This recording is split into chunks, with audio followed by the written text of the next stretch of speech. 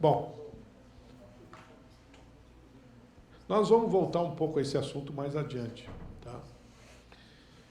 Variabilidade e mudança climática.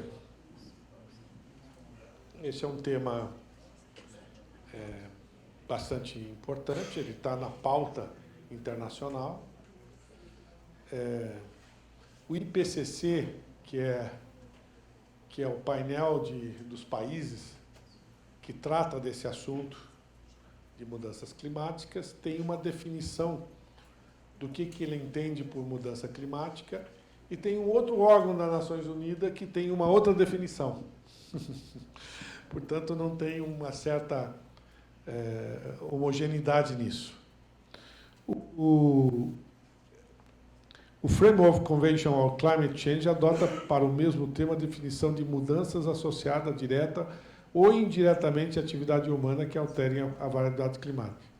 Muitos usam, então, a definição que variabilidade climática é a terminologia usada para variações de clima em função das condições naturais do globo terrestre e suas interações. É como dizendo o seguinte, não, isso aqui é uma questão natural.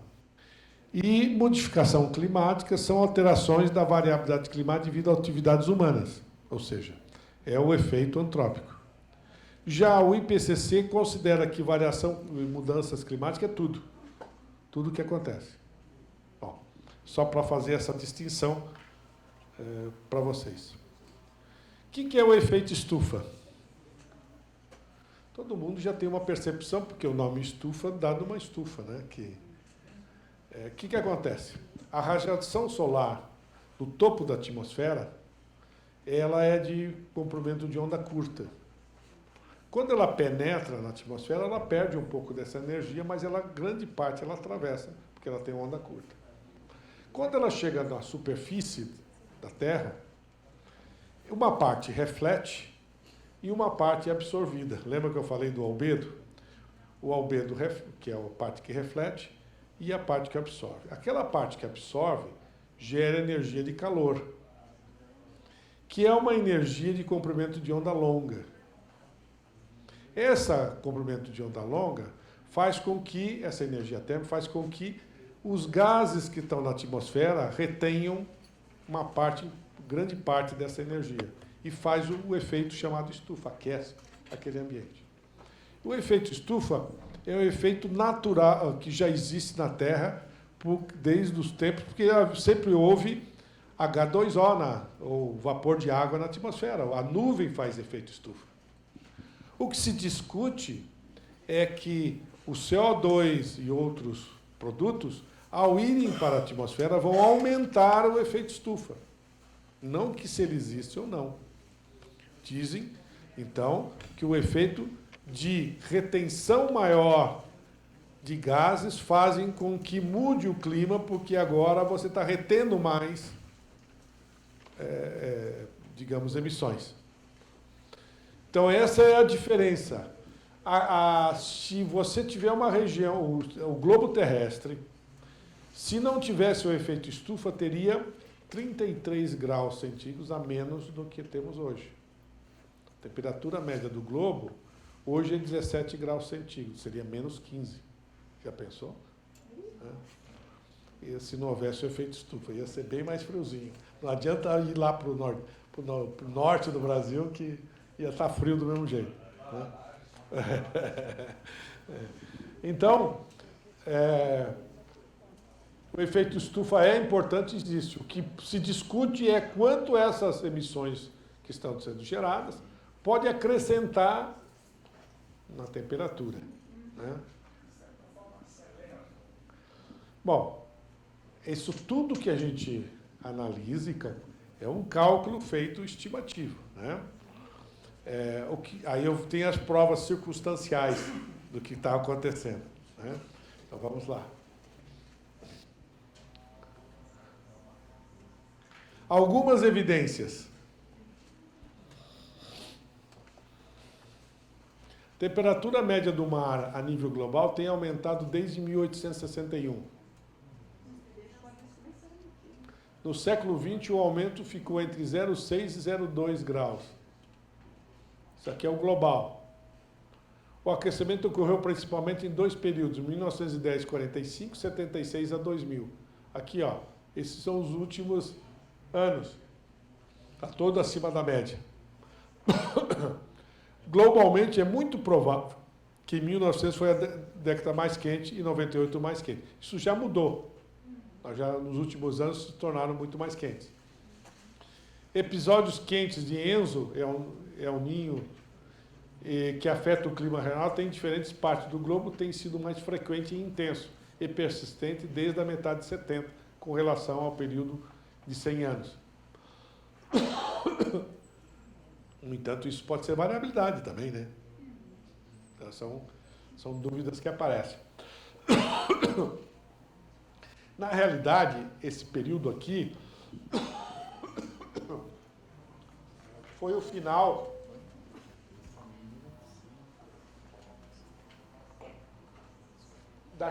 da chamada Pequena Era do Gelo, que começou em 1600 e alguma coisa. Um período muito frio, que vem até 1800 e pouco. Para você ter uma ideia, na século XIX, os caras brincavam no inverno no Tamisa, porque ele congelava.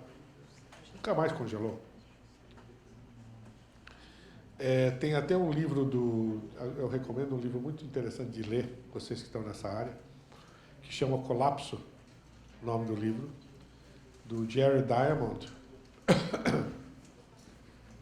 E ele descreve várias civilizações, e ele descreve que acho que foi Groenlândia, um desses países muito frio, quando que morreu, a explicação que morreu todo mundo que vivia lá, né, em 1600 e alguma coisa, em função de uma sequência de anos muito frios.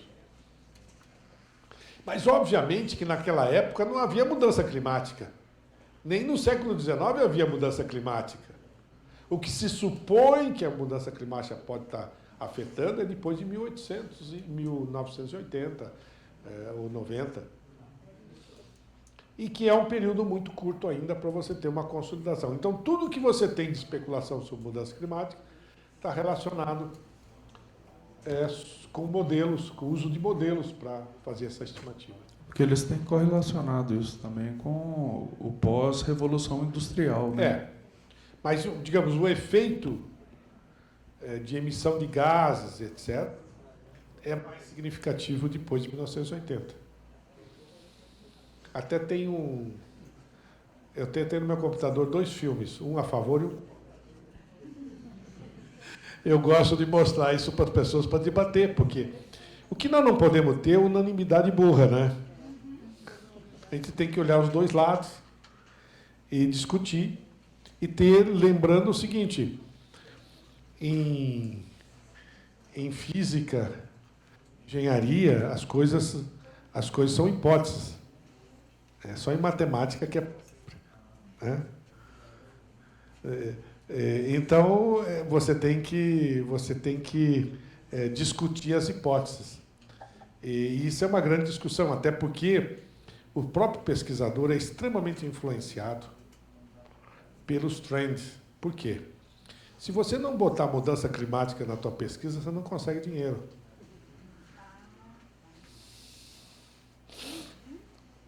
E se você contestar, você é mal visto. Então, isso é muito mal para a ciência.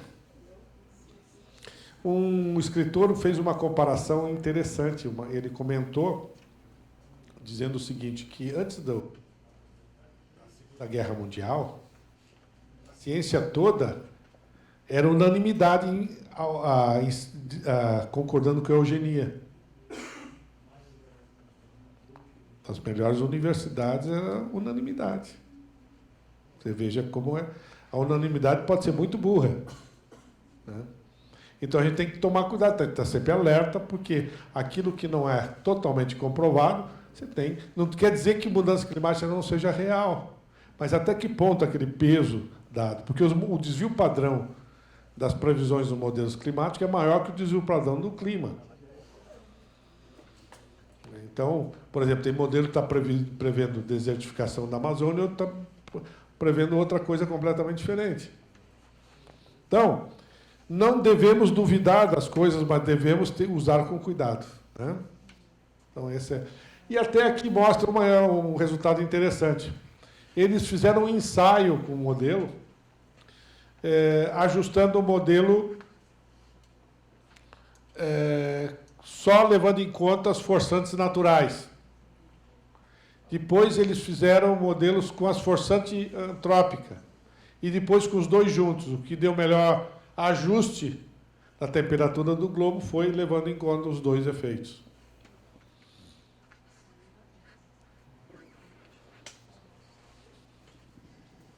Por exemplo, teve uma saída... Aqui você tem um prognóstico de mudança climática. Estatística das projeções de escoamento médio anual de 21 modelos climáticos. Vermelho indica as regiões em que mais de 66% dos 21 modelos climáticos o escoamento irá diminuir em 2050. E azul indica regiões onde 66% dos modelos estimam que o escoamento irá aumentar. Então, se vocês olharem o Brasil ali, parece que vai aumentar no sul e sudeste, em parte sudeste, e vai diminuir em grande parte do Brasil, inclusive bastante Amazônia. Né? Bom, isso é, digamos, previsões dos últimos relatórios do IPCC. Como usar isso? Essa é uma grande questão. Como usar essa informação com esse grande desvio padrão? Tá? É difícil, mas a gente, no planejamento, a gente tem que olhar para esses resultados e, principalmente na parte de segurança hídrica, ter o princípio de precaução, de analisar as condições mais críticas desses cenários. Tá?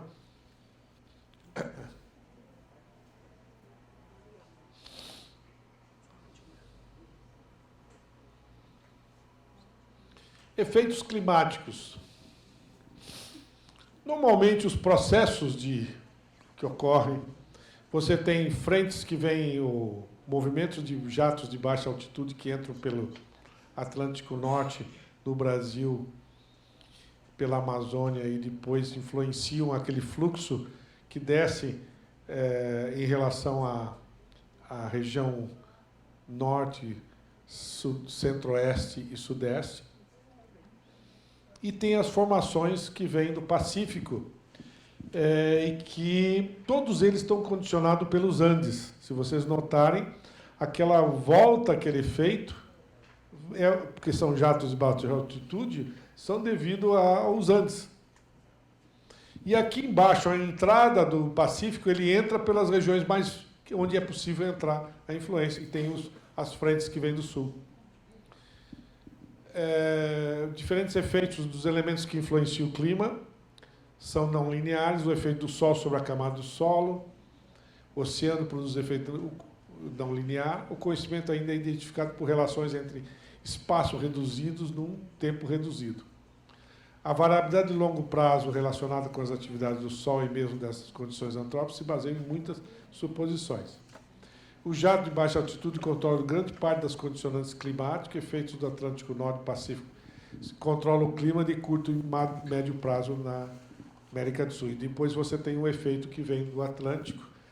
Por isso que o Sudeste é a região de maior dificuldade de previsão meteorológica. Porque tudo converge para o Sudeste do Brasil. Uma coisa interessante aqui, isso aqui é a média móvel de vazão do Rio Paraguai, Uruguai e Paraná, desde os anos 40 ou 50. Média móvel de 10 anos. Isso aqui é a média móvel do ENSO, que é o indicador do El Niño. O que vocês notam aqui? Depois de 70, média móvel, 70 e poucos, estão todos eles acima da média, e esse aqui todo abaixo da média. A média móvel. Mostra uma certa relação. de influência e de aumento de vazão. O que é o El Niño e Laninha?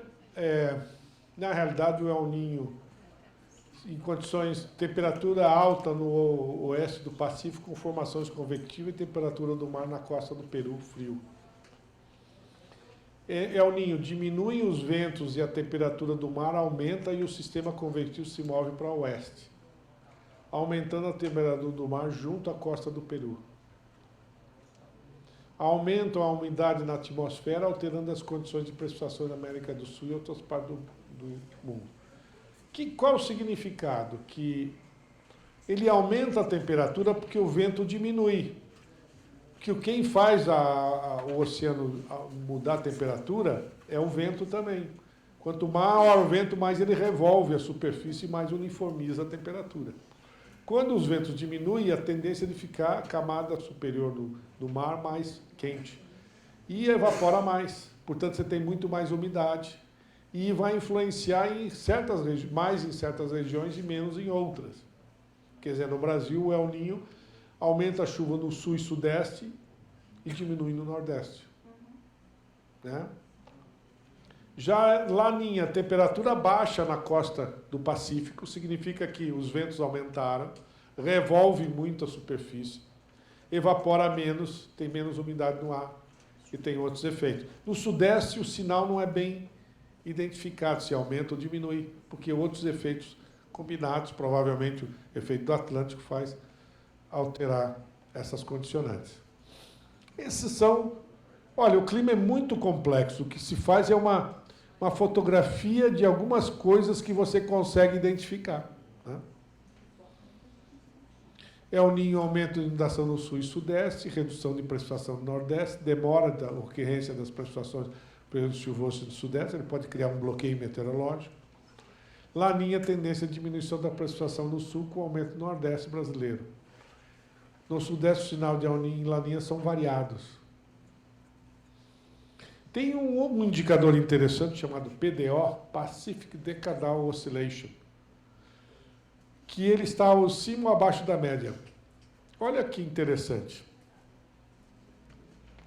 Aqui é o PDO, muito negativo até 1970 e um positivo depois de 70.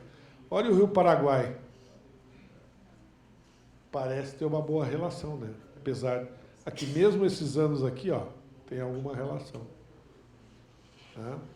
Então parece ter alguma correlação, ou seja, quando esse indicador do Pacífico está negativo, diminui a vazão no Rio Paraguai. Quando ele está positivo, aumenta a vazão no Rio Paraguai. E aí, o que eu faço com isso? Bom, essa é uma forma de indicativo, né, de você relacionar com uma variável. E tem um outro indicativo chamado NAO, North Atlantic Oscillation, que quando ele é positivo, mostra a tendência dos fluxos de ar ir no sentido do sair do Atlântico Norte dos Estados Unidos e ir para grande parte para o norte da Europa. E quando é negativo, ir para o Mediterrâneo. Bom, quando você vê o NAO negativo aconteceu junto com a seca do Rio Paraguai. E o positivo quando voltou a chover. E o mais interessante disso, que eu fiz um trabalho na África, eu não botei aqui, mas tem um gráfico dos dados do Lago Vitória. Lago Vitória, exatamente quando está seco no Rio Paraguai, está chuvoso lá. E quando está seco lá, está chuvoso no Rio Paraguai. Com aí vai o ignorante no assunto, tá? Fazendo extrapolação. Provavelmente tem a ver com trazer mais umidade para o norte da África e influenciar o clima na África, de um lado, e reduzir, porque toda a umidade dos jatos de baixa altitude que vem para o Brasil vem entrando por essa região aqui. Então, essa temperatura dessa região influencia tanto um lado no outro. E a gente nota que nesses anos de 70 para cá, acima da média de vazão no sudeste, sul e sudeste do Brasil, e redução na África. Desde 1970, a África está com vazões muito abaixo da média, enquanto aqui está acima da média. Bom, a única explicação que eu tenho a esse momento, que é ainda do ignorante em meteorologia, né, é dizer que provavelmente tem a ver com esses fluxos do oceano, ou da influência da temperatura do oceano nos fluxos que vêm para a América do Sul e para a África. Bom, isso nos dá alguma ideia, né, porque justamente nos 13 anos de seca no Rio Paraguai, foram 13 anos de cheia no Lago Vitória, e antes o Paraguai estava alto, lá estava seco, e depois sempre no sentido contrário. E a gente não é só no Lago Vitória, mas no Rio Senegal e outros a gente nota, nós já fizemos algumas publicações sobre essa comparação. Aqui vem aquilo que eu já mencionei durante o curso, falando sobre variabilidade climática em diferentes regiões do Brasil. Aqui vocês observam as cotas máximas de inundação em Ladário desde 1900. Então, você nota que ele está variando aqui perto dos 4 metros e pouco. E aqui vem a década de 60, toda ela. Olha a diminuição das cotas de inundação. Isso é mais de 2 metros de diferença. 2 metros de diferença no Pantanal é muita coisa. Então, as mudanças naturais sempre existiram e fazem parte do clima do globo, como a história mostra em diferentes relatos de civilizações que desapareceram ou se mudaram devido a estas condições. Depende da amostra de dados e da representatividade. Aqui vejam o Rio Uruguai. Isso aqui no Rio Uruguai, as chuvas sobre chuva média. Olha 42 a 51 as chuvas que ocorreram. Muito menor que aconteceram. E foram 10 anos consecutivos. Então, o efeito de um cenário desse é bastante significativo. No caso recente da região metropolitana de São Paulo, 2014-2015, em 84 anos de dados, até 2013, a menor vazão média anual do sistema foi só 53% da média, em 84 anos. O valor que deu em 2014 foi 26% da média. Tá? Portanto, metade do menor valor que tinha ocorrido em 84 anos. Não sei se está... Vocês vejam, quando você olha relatos da história, você vê períodos desses de 5 a 10 anos de secas ou de cheias que ocorrem na história. Um outro efeito importante é o que eu falei e mencionei anteriormente, que é o efeito da elasticidade. Olhem para esse gráfico aqui. Esse gráfico aqui eu estou plotando chuva sobre chuva média, evaporação sobre evaporação média e vazão sobre vazão média. Vocês notam que a flutuação percentual da evaporação é pequena. Está vendo aqui, ó? A flutuação percentual da chuva é essa aqui. E olha a flutuação percentual da vazão. Como ela é muito mais nervosinha, né? Por causa da combinação do efeito da evaporação e da chuva. Então, quando um ano a chuva aumenta, a vazão aumenta muito mais. Aqui, ó, por exemplo. E quando a chuva diminui, a vazão diminui muito mais. É o efeito elasticidade, que depende da região. Numa região tropical, a elasticidade é muito maior, porque um dia com chuva é 2 milímetros de evaporação e um dia sem chuva é 15 milímetros de evaporação. Então, afeta muito mais a vazão, para cima ou para baixo. A variabilidade adimensional da série de precipitação, é isso que eu mencionei, existe uma elasticidade na variabilidade da vazão, devido ao efeito combinado dos dias de chuva e da evaporação. Então, aqui é o que eu mencionei. Da mesma forma, no ano seco, a redução de vazão é proporcional menor. a variabilidade de evaporação é ainda menor que a da precipitação. Isso ocorre em climas como aqui, em Minas Gerais, onde, por exemplo, no Rio Grande do Sul, esse efeito não é tão significativo. Por que não é tão significativo? Porque no inverno é frio, não evapora. Não adianta parar de chover. Né? Agora, num clima quente, por exemplo, num clima que evapora 3.000 milímetros, se chover, evapora 1.500. Veja a variação. No Nordeste brasileiro, você pode ter uma variação desse tipo. Um ano de chuva bastante intensa pode evaporar 1.500 milímetros, mas num ano seco pode evaporar 3.000 milímetros.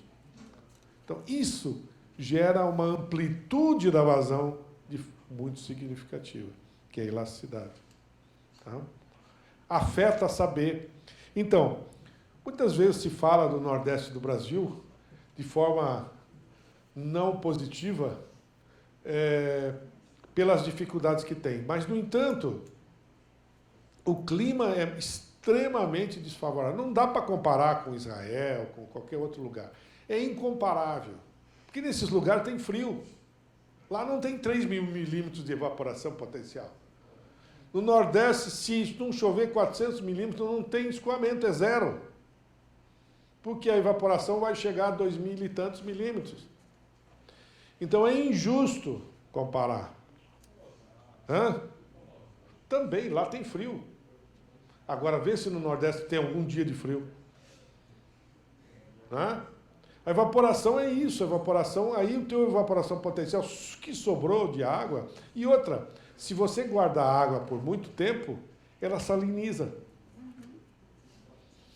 Entende? Se você botar um grande reservatório, saliniza. Se você não botar, você fica sem água. Então, é um cenário complexo. Mas o que aconteceu? Você fez uma observação interessante. Por que foram gente morar lá? Porque pegou um período úmido. Aí o cara foi para lá, choveu, dava para fazer cultivo, ele ficou. Aí vem a seca, aí ele sofre lá, luta para viver. Então, não é simples esse processo. Por isso que, do ponto de vista filosófico de hidrologia, a transposição é muito boa, porque elimina o problema da flutuação, porque você abastece quando falta de um outro sistema. Ela tem outros problemas, né? Jogar dinheiro fora, uma série de outras coisas. A vazão em si é insignificante perto de São Francisco, mas de filosofia de ter um efeito sinérgico, de complementar a falta de água quando precisa, é ótimo. Agora, pegar essa água para levar até Fortaleza, que está do lado do mar, que dá para salinizar, é uma incoerência. Depois vai perder um monte no caminho. Então tem incoerências outras aí, mas não é esse. Do ponto de vista de complementar, eu acho que é um cenário interessante. Então, o clima condiciona muito a civilização que está ali, e a variabilidade do clima ao longo do tempo cria outros condicionamentos importantes.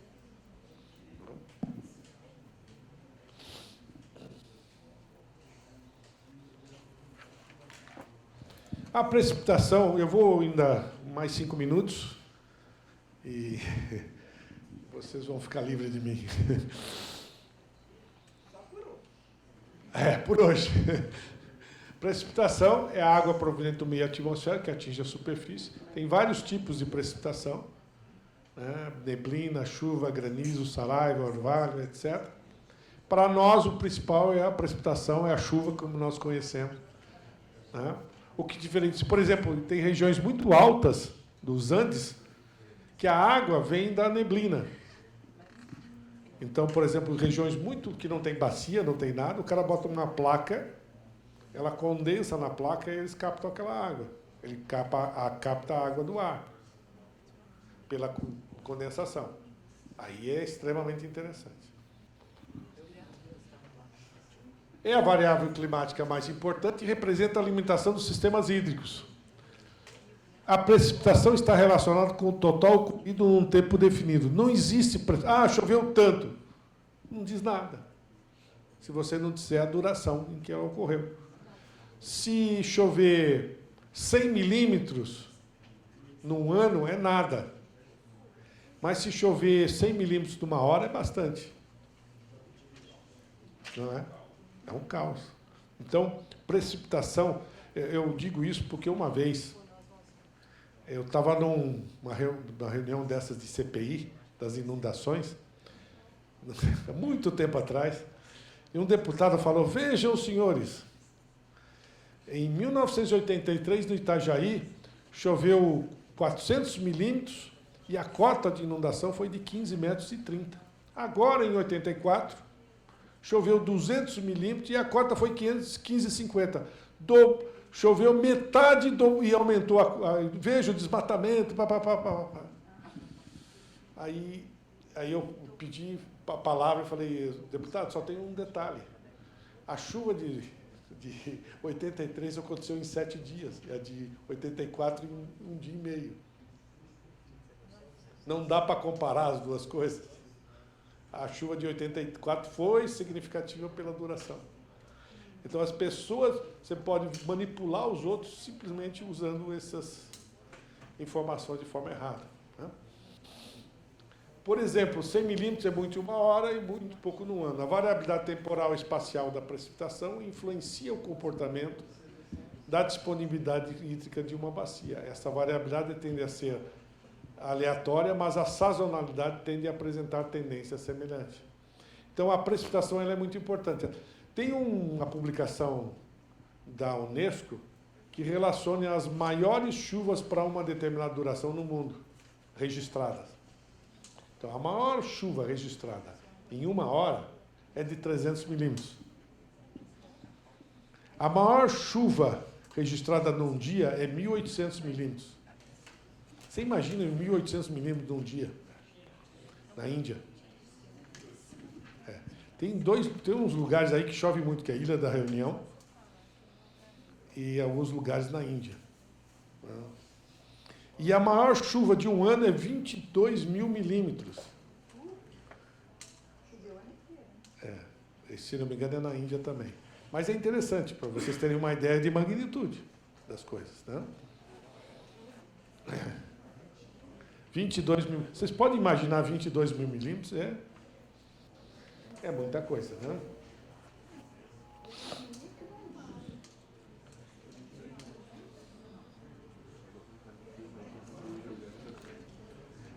Tem 3 tipos de chuva. A chuva convectiva, que é a chuva de verão, aquela que vocês já conhecem, que está chovendo atrás do teu carro e na frente não está chovendo, né? Que o ar úmido aquecido na vizinhança do solo fica menos denso, o solo diminui a temperatura, condensa e precipita. São formações locais com pequena abrangência espacial, alta intensidade e atinge principalmente pequenas bacias. Ocorre principalmente no verão em climas tropicais. Abrangência espacial pequena, alta intensidade, pequena duração, também conhecida como chuva de verão, importante para pequenas bacias com pequeno... Isso é muito típico e importante para a bacia de drenagem urbana, né? Onde chove tudo num determinado ponto, dá uma inundação lá e o resto da cidade está seco, né? Esse é típico de chuva convectiva.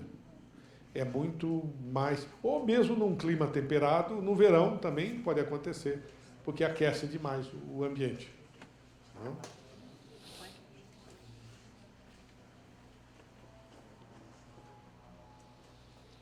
A chuva frontal, o nome já diz, vem dessas frentes de massa de ar. Interação de massas de ar quentes e frias. Quando chega uma frente fria, forma-se junto à frente uma grande gradiente de temperatura. Os dias anteriores à chegada da frente fria ficam quentes, o ar frio é mais denso e penetra, fazendo o ar quente subir e condensar e precipitar. Atua sobre grandes bacias com intensidade variável, tende a ter duração prolongada e abrangência de grandes áreas. Processos frontais de grande extensão e duração são os que produzem grandes inundações. Quer dizer, a bacia muito grande, você precisa de um processo frontal desse, com duração longa. Por exemplo, cria um bloqueio meteorológico e fica chovendo por um certo período. Para bacias de acima de 100 mil quilômetros quadrados para ter uma inundação significativa. O movimento das frentes depende dos sistemas de pressão regional. E precipitação orográfica são ventos quentes e úmidos, geralmente que vêm do mar, do oceano, encontram barreira física. Ao encontrar a barreira física, ele sobe o ar, precipita, condensa, precipita, e o ar continua. Mas ele continua seco, porque ele perde a umidade ao precipitar. A Serra do Mar é muito comum, regiões que chovem muito, porque justamente estão na altitude onde ele condensa e precipita. Também tem grande variação espacial, muito grande, quer dizer, a variação concentra numa área, mas em outras áreas a precipitação é menor. O vento que ultrapassa a barreira é seco, retirando a umidade do ambiente, podendo gerar áreas desérticas. Então, em regiões montanhosas muito altas, no lado posterior dos ventos, você gera desertos. Não? A precipitação varia com a altitude, tendo algumas alturas onde a precipitação é muito alta. Atua sobre bacias pequenas, com intensidade variável. E aqui a chuva orográfica é principalmente na Serra do Mar, na região de Serra do Mar, onde você encontra esse tipo de precipitação. Bom, vamos interromper por aqui e amanhã vamos falar dos outros processos. Até ontem, nós estávamos falando de precipitação e tínhamos terminado nesse ponto. Agora nós vamos falar de outro processo importante, que tem limitadas estimativas, porque você medir evaporação sempre é um dilema, né? Tanto evaporação como evapotranspiração, você tem muitos erros envolvidos nesse processo. As redes de monitoramento que monitoram evapotranspiração são muito limitadas. Os dados, se vocês analisarem os dados de evapotranspiração, geralmente eles subestimam os valores. Por exemplo, você encontra muito evaporímetros nas estações meteorológicas e os valores sempre são subestimados. Como dizer, existe é como aquilo que você bota nos filmes, se existe alguma relação com a verdade, pode ser mera suposição. Então, estou sendo um pouco brincalhão no assunto, mas realmente os dados são muito ruins. O que é a melhor maneira de calcular a evaporação e evapotranspiração é utilizando as outras variáveis climáticas, usando equações como o de Pemon, que chega mais próximo da realidade. Isso é importante entender que a evaporação e a evapotranspiração. Evaporação, normalmente, é aquilo que a gente mede de uma superfície líquida. Quanto de água é transformado em vapor por energia solar. A evaporação, geralmente, é estimada com base em tanques. Tem o tanque, o mais conhecido é o tanque classe A. Só que a evaporação do tanque sempre é maior que a evaporação verdadeira. Por quê? Porque num tanque você tem um volume muito pequeno comparado com o volume, por exemplo, um reservatório que você quer estimar a evaporação. O que diferencia? Ao ser um volume muito pequeno, você aquece muito mais e evapora muito mais do que um lago muito grande, onde o efeito da radiação solar é mais na camada superior. Portanto, se você tiver vento, etc., mistura tudo e a diferença, por exemplo, usa-se um coeficiente que varia entre 0,6 e 0,9 do valor do tanque para calcular o do lago. E aí o cara tira a média e usa sempre o 0,7 ou por aí. E isso, você imagina, o faixa de erro que você está cometendo aí.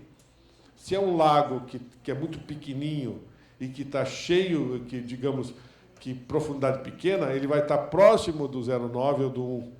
Se é um lago muito profundo, grande demais, ele está mais próximo do 0,6. Mas é uma aproximação. Então, você tem um erro razoável.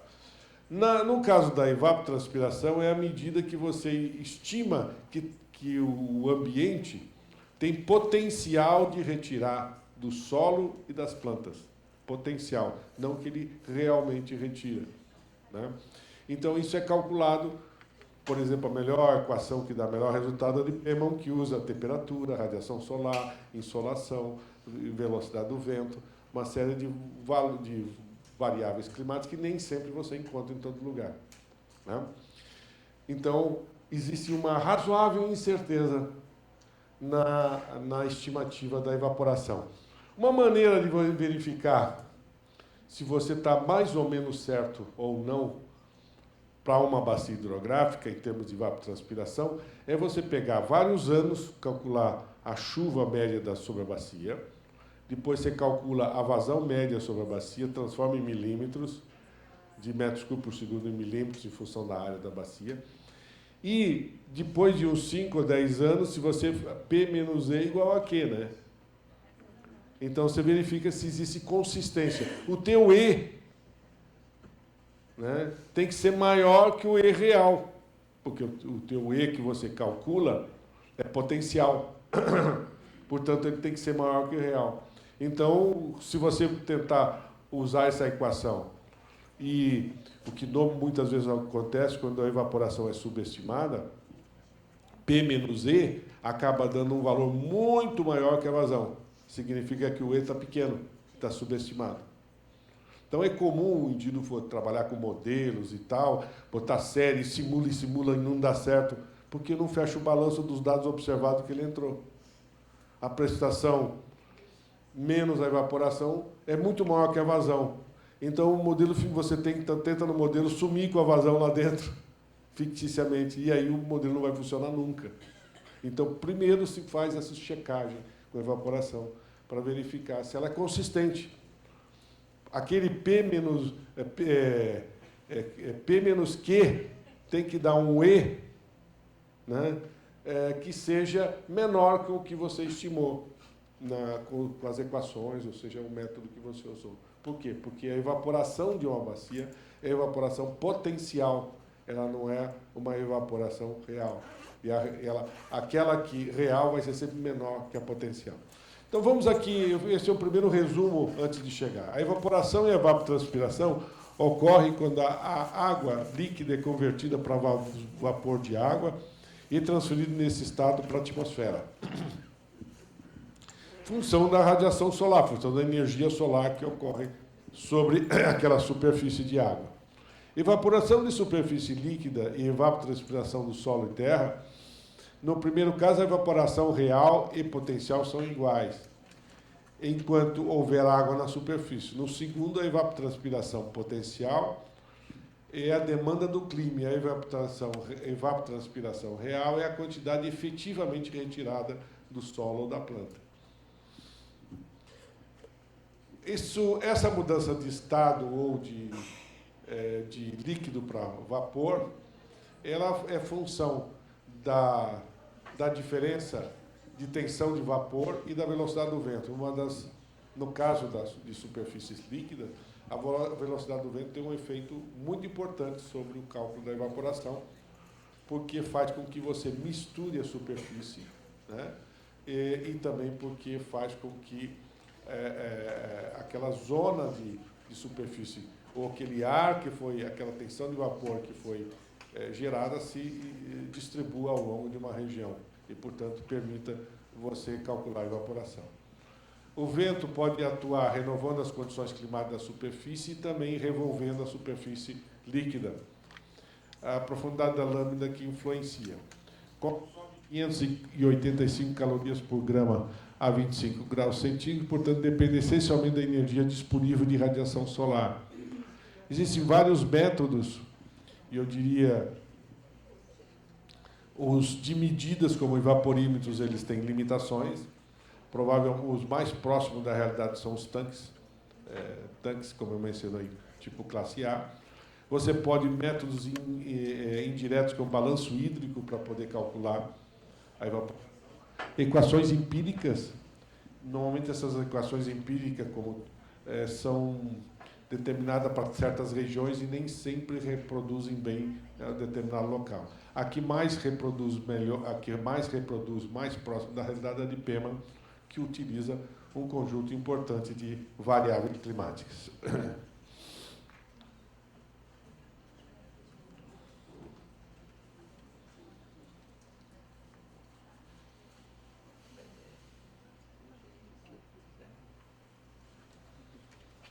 Até que desligou isso aqui de novo. Ali o que nós, nas figuras ao lado, vocês observam o vaporímetro e o tanque classe A, que é colocado dessa forma. E aí o vaporímetro e o atimômetro são... A única questão é que os postos muito antigos, aqueles de 1930, 1910, todos eles têm vaporímetro. Portanto, você tem que conviver com essa informação, mesmo que ela não seja boa, né? Você tem que usá-la como um fator de estimativa de evaporação, mesmo que você faça correções nesses valores. É raro encontrar um tanque classe A, medidor de evaporação. É muito raro na rede brasileira encontrar, mas tem. Né? Portanto, nós temos muito pouca informação. O que nós temos são postos climatológicos que permitem você estimar por essa como a equação de Pema, se você tiver temperatura, umidade do ar, radiação solar, velocidade do vento e insolação, você consegue estimar a evaporação. Se você não tiver todas as informações, você procura o posto mais próximo que tenha, porque pelo menos a grande vantagem da evaporação é que ela não varia tanto espacialmente como a precipitação ou a vazão. Então, mesmo que esteja distante, um certo distante, o erro não é tão grande de usar um posto não no local onde você está trabalhando. Como a rede de climatologia é mais rarefeita, mesmo assim é conveniente de você usar um posto da região. A evapotranspiração, ela ocorre pela evaporação das plantas e retirada de umidade do solo. E, portanto, você tem uma evapotranspiração potencial e uma real. À medida que o solo ou a planta vai ficando mais seca, ele tem muito mais resistência de evapotranspirar. Portanto, entre evapotranspiração potencial e o real há uma diferença em função do balanço hídrico. A evapotranspiração tem perdas de água por evaporação do solo e transpiração das plantas. A transferência de água da superfície do solo e das plantas para a atmosfera depende do potencial climático, disponibilidade do solo e nas plantas. As metodologias calculam o potencial climático e a EVT. Para calcular a EVT real é necessário elaborar um balanço hídrico no solo. De novo aqui, a evapotranspiração que dá melhor resultado geralmente é utilizando PEMA para a estimativa da evapotranspiração potencial, e depois seu balanço hídrico com o solo permite você chegar à evapotranspiração real. Então aí você tem métodos como o Torn-to-Weight, que geralmente no nosso clima ele subestima significativamente. Torn-to-Weight, geralmente você vai obter 800 milímetros de evapotranspiração potencial, quando na realidade a evapotranspiração potencial está em 1.100, 1.200. Portanto, você tem uma diferença razoável entre esses métodos. Esse é um método menos utilizado, é mais utilizado em estudos com irrigação, radiação combinados, que é principalmente o método de Pema, que eu mencionei, e outros lisímetros são medidas utilizadas muito mais em pesquisa. Você não tem rede de lisímetros para medir evapotranspiração. Portanto, é muito mais para comprovação. E balanço hídrico, que os dados indiretos permite verificar os outros métodos e determinar a evapotranspiração. Portanto, eu diria hoje, se você vai aplicar, o melhor, preferencialmente, é procurar aplicar o método de Pema como uma estimativa. E sempre a evapotranspiração potencial vai ser um valor que você vai ter que manejar, você não tem uma precisão adequada sobre essa variável. A infiltração, que é uma das principais variáveis do balanço hídrico, porque ao definir infiltração, você está definindo o quanto infiltra e o quanto escoa superficialmente. Portanto, você está fazendo uma separação do que vai chegar rápido no rio e o que vai chegar devagar. A infiltração, a parte que infiltra no solo, e depois ele percola por essa zona não saturada do solo. Essa zona não saturada ela é muito importante. Em certas regiões, principalmente na área de meio ambiente, se usa muito lançar efluentes no subsolo. Por exemplo, você tem uma planta industrial e você trata o esgoto e depois o que sobra você irriga uma área para eliminar o efluente. Isso tudo vai para essa camada superior do solo. E com o tempo aquela camada superior do solo vai percolando, vai encontrando o aquífero e vai seguindo para jusante. De alguma forma ou de outra, ele vai impactar ao longo do tempo. E o controle com piezometria para saber a qualidade da água no futuro torna-se fundamental. Tá? Então, muitas áreas industriais usam lançamento de sistemas tratados por subsolo e acaba sendo essa área de escoamento subsuperficial e subterrâneo uma área importante ligada ao meio ambiente para entender como que os poluentes são retidos no solo e quanto tempo aquele solo vai ter de vida útil, porque com o tempo ele vai chegar a um ponto que ele não retém mais nada e é só uma questão de tempo ele chegar nos cursos d'água. Isso é interessante porque na década de 80, muitas áreas industriais americanas utilizaram lançamento de efluentes no subsolo. Polos petroquímicos, áreas industriais, etc. Isso, passado 10 anos, começou a aparecer no rio toda essa contaminação, porque o solo foi perdendo capacidade de reter, esse acumulado foi se acumulando naquela área, aquela área virou uma área contaminada e começou a se transmitir para jusante. Então, hoje, uma área importante na avaliação ambiental, do ponto de vista de contaminação, é essa. Regiões de polos petroquímicos, isso é bastante importante. Você tem até que criar barreiras de bombeamentos para trazer de volta essa água para tratamento, fechando um ciclo, senão isso vai sendo exportando para sistemas hídricos. Pega o outro microfone aqui.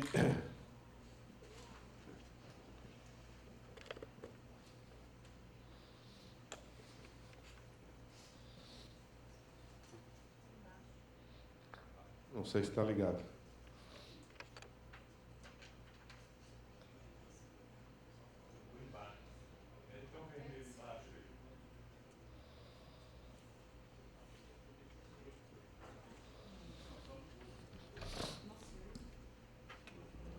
Deixa eu olhar aqui.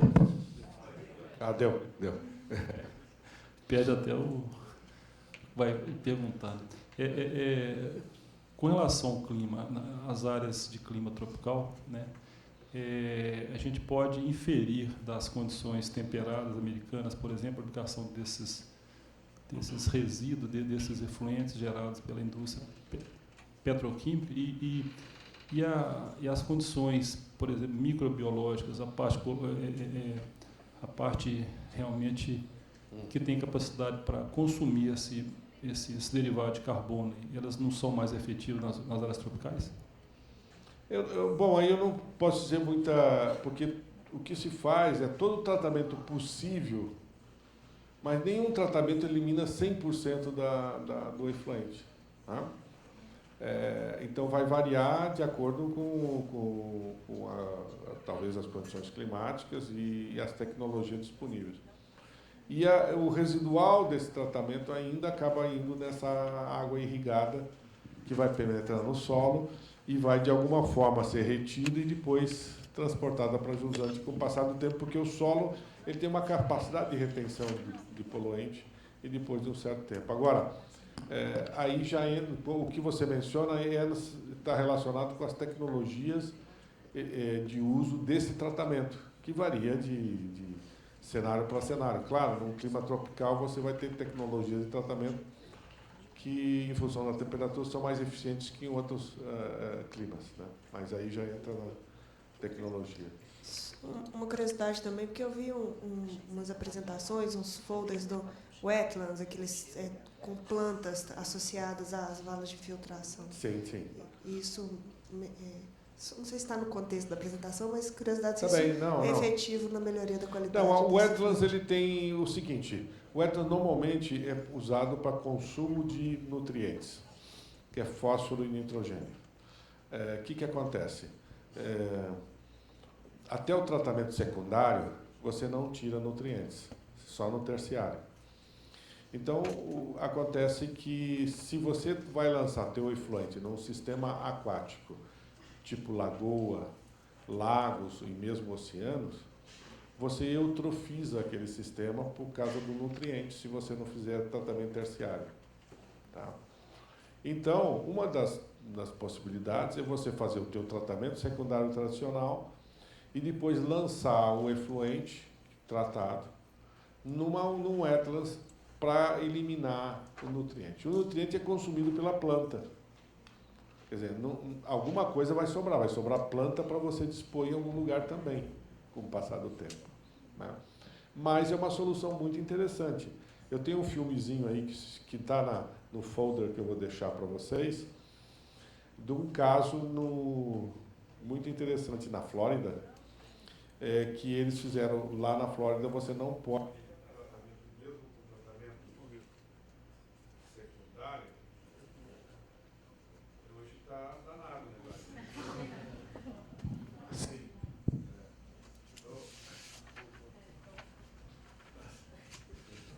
precisamos se benzer hoje.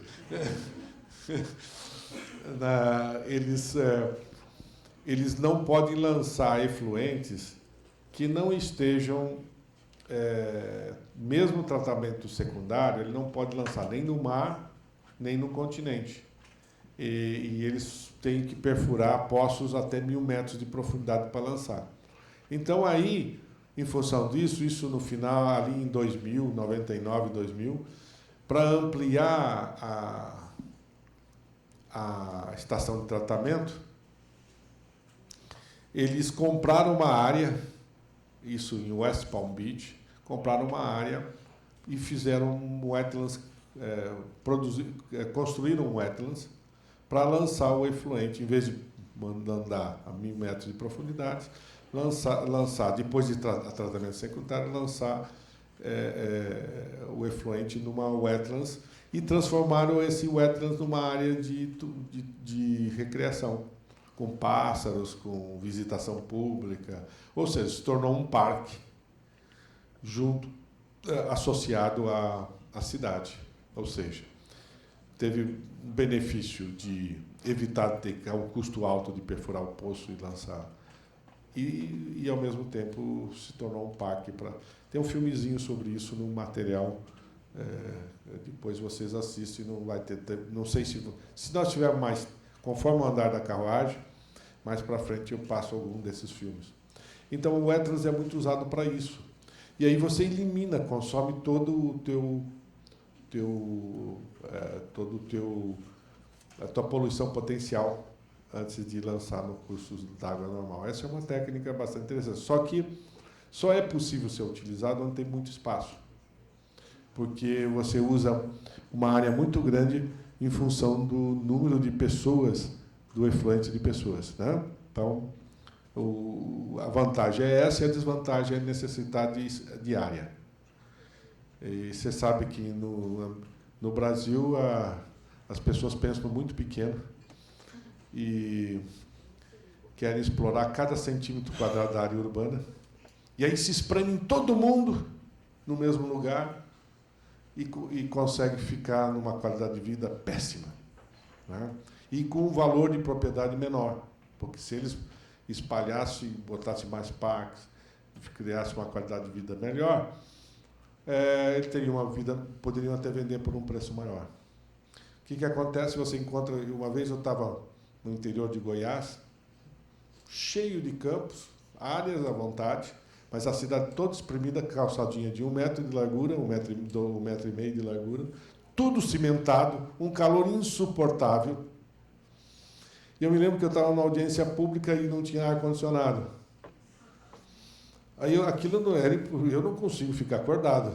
Aí eu levantei e tal, aí fui no banheiro, quando eu cheguei no banheiro, o banheiro estava agradável. Aí eu falei, ué, o que está acontecendo aqui? Eu saí, olhei, tinha uma árvore em cima do banheiro. Bastou aquela árvore para mudar tudo. Então, vejam, precisa ser mais idiota que isso. A diferença de temperatura entre o Cantareira e o centro de São Paulo no verão é 16 graus centígrados. Eu sei, nós estamos comprando um ticket para o inferno, da maior forma como nós vivemos. Né? Então, bom, eu fugi um pouco do assunto, mas é mais ou menos esse que eu queria. Vou voltar a essa catequese no futuro. Bom, então a questão do meio não saturado ela é importante. Ela é importante porque grande parte de infraestruturas que você usa no dia a dia, que você constrói, estão nessa zona do meio não saturado. Porque você também não quer que o saturado suba muito, porque você vai criar problemas para a tua infraestrutura de garagens ou de aprofundamentos, etc. Né? Então, se você tiver muita infiltração, o teu lençol freático tende a subir. Se tiver pouca infiltração, o lençol freático fica lá embaixo. Né? Se vocês olharem, por exemplo, a paisagem do Cerrado, o que vocês notam? Vocês notam que onde está úmido é só junto ao rio, não é? E o resto está seco. Por quê? Principalmente nesse período agora. Porque o lençol freático está lá embaixo. O lençol freático está junto ao rio. E o resto ele está com uma profundidade muito grande, então a vegetação fica seca. Agora, numa floresta, a floresta consegue, com o enraizamento dela, ir até 8, 10 metros de profundidade. Então, ela mantém, digamos, mesmo o lençol freático estando baixo. Então, o lençol freático é um fator, a variabilidade da infiltração do lençol freático é muito importante no convivência. Tem uma história antiga, quando fizeram a Transamazônica, como não tinha como saber a topografia, não dá para fazer topografia, naquela época não tinha como fazer. Então, eles imaginavam que as árvores mais altas eram onde estava a topografia mais alta. Lê do engano. Justamente onde as mais altas não tinha mais umidade, mais baixo, era mais baixo, mais próximo dos rios. Né? Então, aí vocês vejam que não tinha nada a ver com a topografia, tinha que ver com o subsolo. Né? Então, a infiltração, a passagem da água da superfície para o interior do solo, depende do meio não saturado, disponível para infiltrar e depende da natureza e característica do solo. Evidentemente, você tem regiões onde tem muita rocha, a camada de solo é muito pequena, né? No sistema rochoso, tipo cristalino, você só encontra água nas fraturas. Você não encontra água fora das fraturas. Bom. E a percolação é o processo do trânsito da água que, depois que infiltrou, se percolando pelo solo, vai encontrar o aquífero. Tá?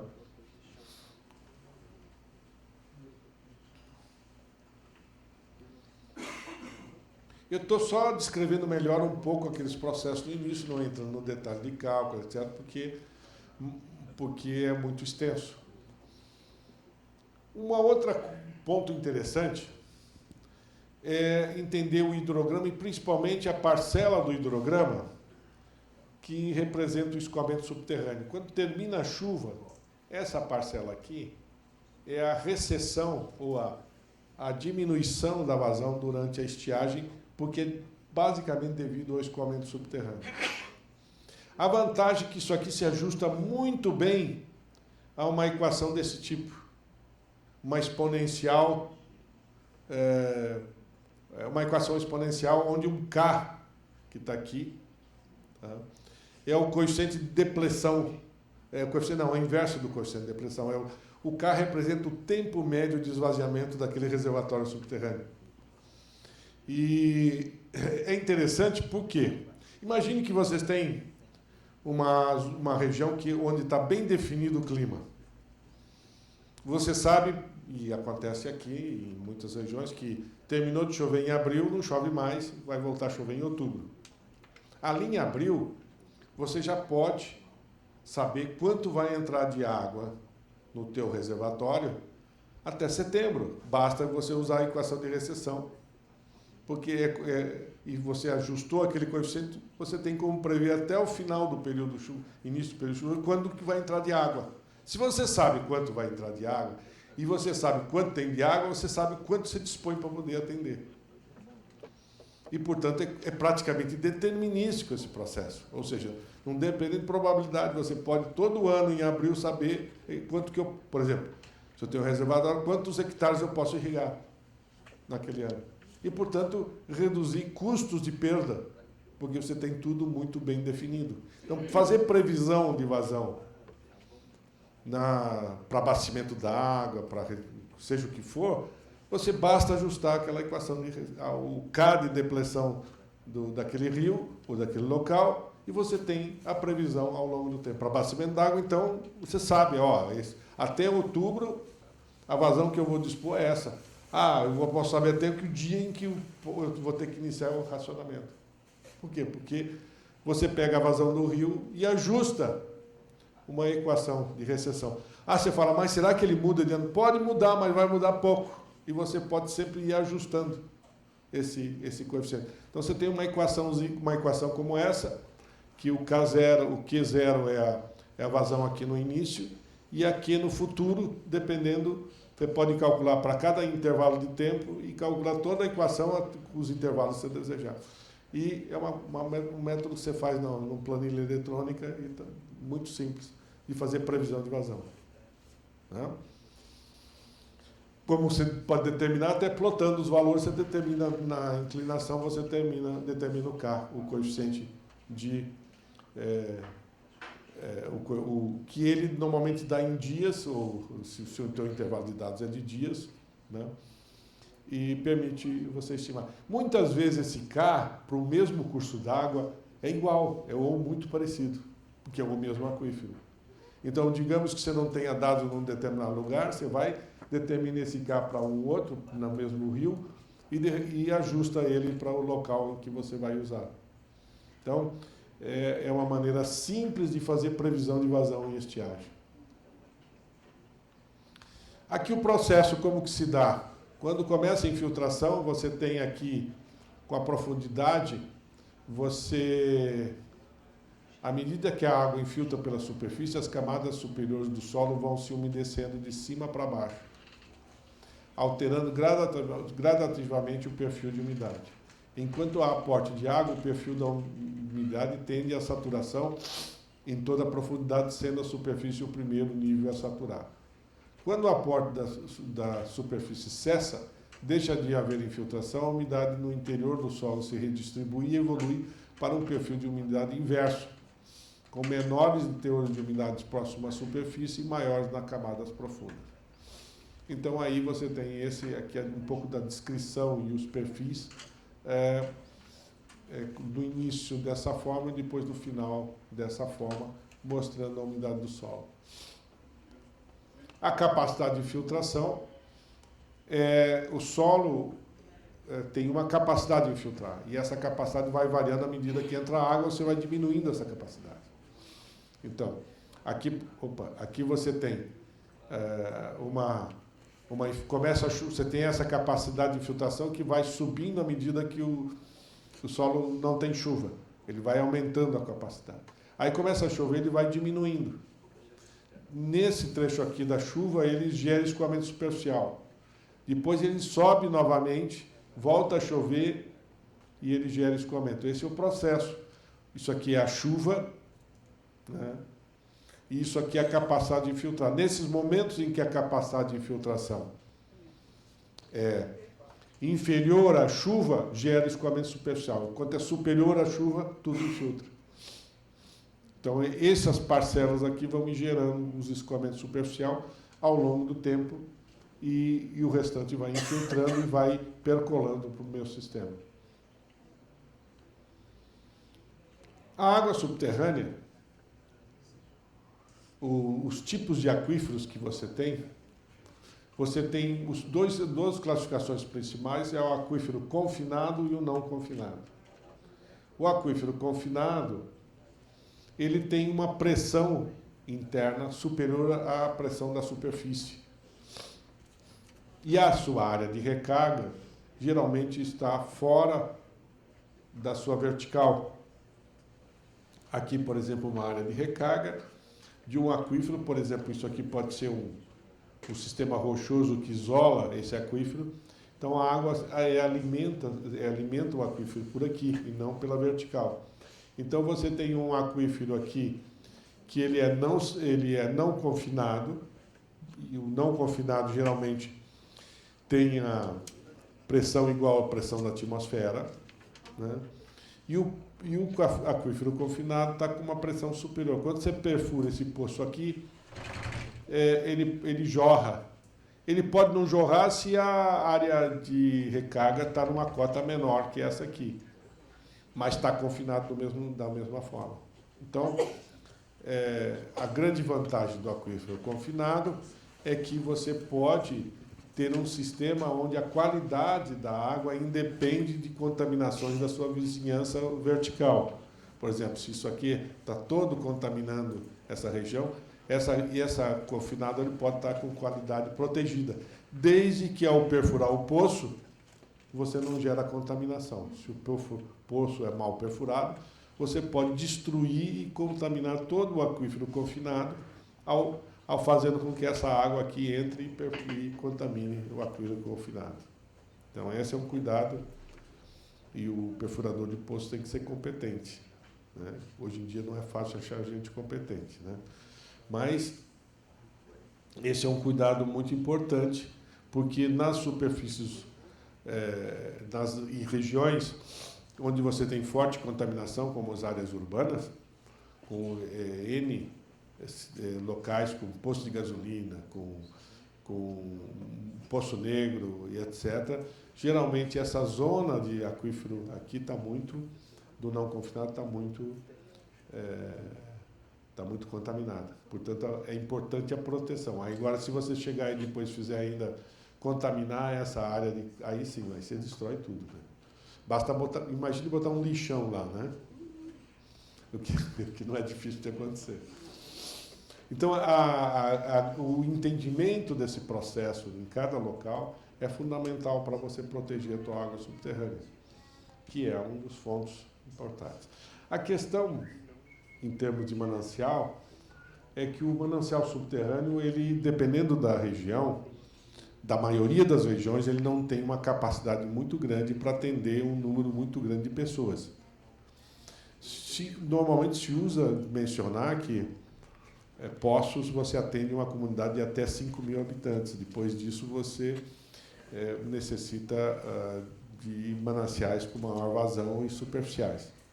Agora depende da região. Por exemplo, se você estiver no interior de São Paulo, onde você tem o aquífero Guarani, as vazões do aquífero Guarani chegam a 500 metros cúbicos por hora, enquanto que os aquíferos normais chegam a 50, 10 vezes mais. Então, cidades inteiras como Ribeirão Preto, Araraquara, etc., são todas abastecidas com água subterrânea, mas que já estão deplecionados bastante.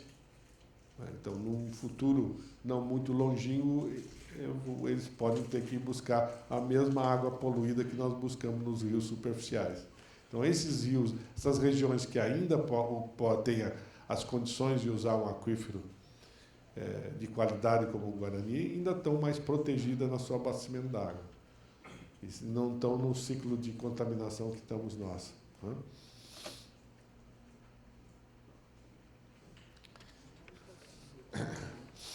Essa parte de escoamento ela é muito importante, por isso eu vou me dar o trabalho de explicar. Quem fez engenharia vai lembrar um pouquinho de alguma coisa sobre isso. Por quê? Porque esse retrata todas as condições de escoamento de um curso d'água, de um canal, de um conduto. Então, a classificação básica é o seguinte: escoamento em regime permanente. O que é permanente? Pois não. Antes de começar o escoamento, tentar da água subterrânea. Onde que está o microfone?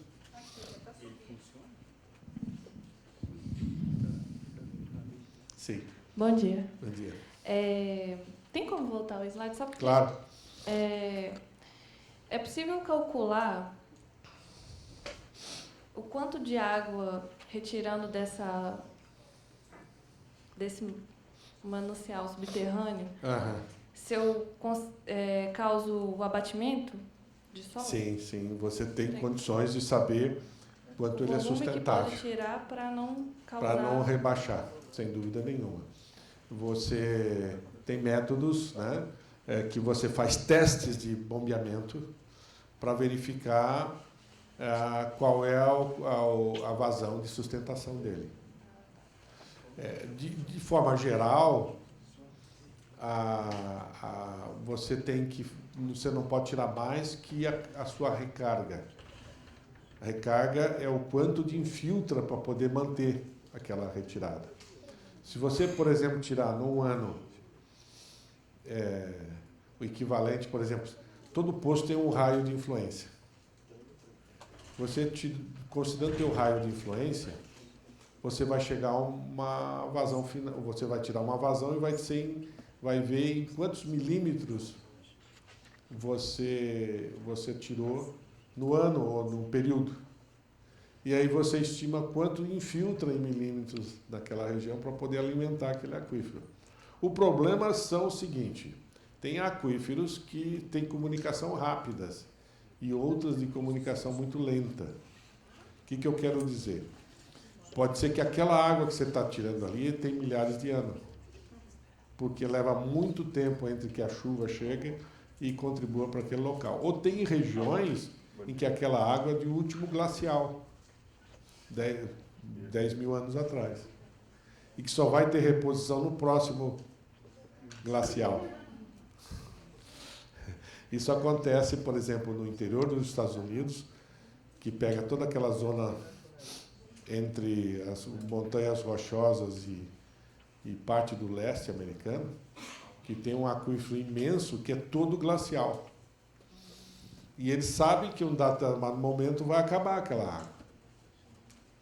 Então, eles infiltram, aí que uma parte evapora e uma parte volta. Mas eles sabem que ali, em um momento, eles vão ter que trazer água de alguma região para poder usar lá. Então, o entendimento do aquífero, da reposição, do quanto tirava, depende desse balanço regional. Então, a pergunta é muito interessante, foi bom, porque a sustentabilidade vai ter isso. Então, na gestão de recursos hídricos, é muito importante vocês entenderem essa reposição.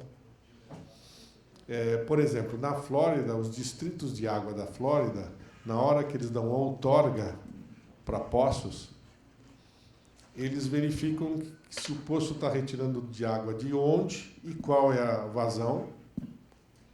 E se aquela região tem superávit, tudo bem, ele aprova o poço. Se aquela região tem limitações, eles vão rodar um modelo para verificar se aquele novo poço não vai agravar as condições. Então, isso é feito. Por quê? Porque lá o principal água é subterrânea. Então, na gestão de recursos hídricos, passa a ser fundamental nesses cenários. Outro detalhe importante. Quando você perfura um poço ao lado do rio, você está tirando água do rio. Ponto. Portanto, é a mesma coisa que uma demanda superficial. Tá? Na Europa, abastecimento d'água raramente é feito de retirada do rio, a água. A retirada é feita por poços colocados ao lado do rio. Porque o próprio poço já faz uma filtragem da turbidez, todos os problemas que vêm com a água superficial. É uma maneira muito prática de você evitar determinadas contaminações e turbidez da água, tirando de um poço, perfurando um poço na vizinhança do curso d'água. Né? Porque você pode aumentar o bombeamento, porque aquele bombeamento está simplesmente sugando a água do rio, ao invés de fazer uma instalação no próprio curso d'água. Então, é uma maneira, porque um dos problemas de turbidez da água é o problema do tratamento da água depois para abastecimento, é a turbidez, né? A cloração, tudo isso. Tá?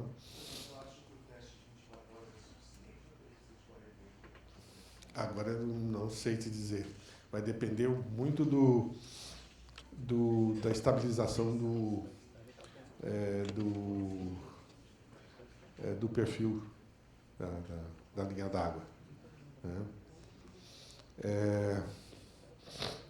Obviamente que, se você ainda tiver oscilação com 24 horas, você tem que até estabilizar, né, o teu perfil, né? Então, primeiro tem que ter um bom conhecimento de quais são as unidades hidrogeológicas do Estado, dentro de cada unidade, um bom estudo geológico e de aquíferos da região. Naquilo em que você tiver um estresse maior, você tem que fazer, para aquela região, ter um cuidado maior na aprovação de poços. Naquelas onde tiver folga, você trabalha com... Então, você tem que fazer alguns estudos prévios para dar suporte a quem vai fazer a análise. Tem que ter estudos preparatórios que dê esse suporte para você ter tranquilidade na análise de outorga, porque, agora, se você está numa área crítica e tal, você vai fazer uma exigência maior. Ou a própria instituição rodar um modelo de água subterrânea daquela área para ver o impacto daquele novo poço naquela área, que é melhor do que contratar alguma coisa. E aí você vai desenvolvendo conhecimento também internamente para poder trabalhar essas questões. Então, eu diria o seguinte: primeiro tem que ter um bom estudo regionais para a identificação das áreas críticas e poder dar mais folga para a outorga nas áreas que não são críticas. E começar a limitar onde você tem condições mais críticas, né? Então, é uma área, é um assunto bastante importante no processo de outorga. Não só na quantidade, como na qualidade.